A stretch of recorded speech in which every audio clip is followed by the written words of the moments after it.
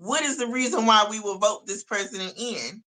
Um, every time the election comes around and I see these campaigns, I have yet to see a president or a leader at vice level even say what the initiatives will be for the Black man.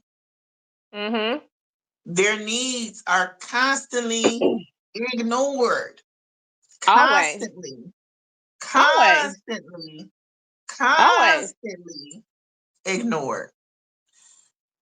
And I've noticed too that Black men have been able to benefit through us.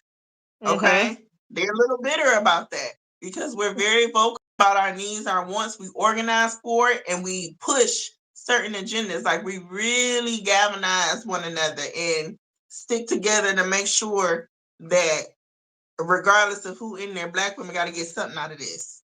Right. And because we push in that way, Black men as a result also benefit. But I Yeah. also know there's a demographic of Black men who are upset that they have to benefit by way of Black women as opposed to directly having the benefit from these politicians, right? So what happens to that orphan who don't have no parents?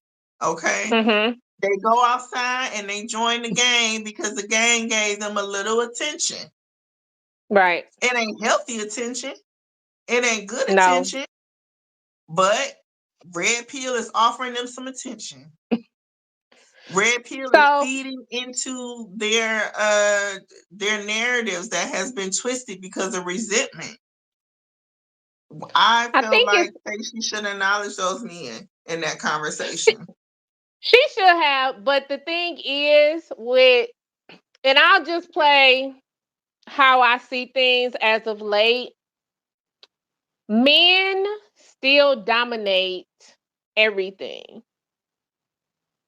They still dominate as far as pay. They still dominate as in like leadership. They still dominate as in being the providers and leaders always.